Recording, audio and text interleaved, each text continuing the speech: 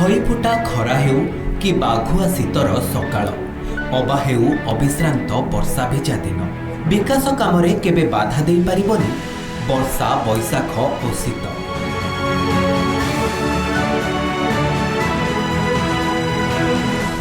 पाद अटकिनी झुं कमिनी विकास पुरुषों निर्देशर अनुपालन करी लोकों पाखरे पहुंचुचंती 5T सचिव बुझुचंती ओडिशावासी समस्या करुचंती विकास कामर समीक्षा। माननीय मुख्यमंत्री मते एटी पठेइछंती आपण मानकर समस्या बुझिबा पय आपण मानकर सुख दुख बुझिबा पय।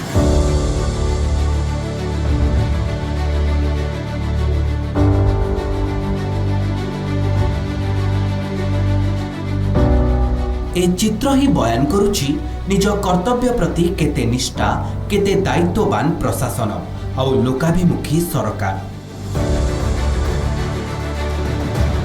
5T नवीन ओडिशार सूत्रधर।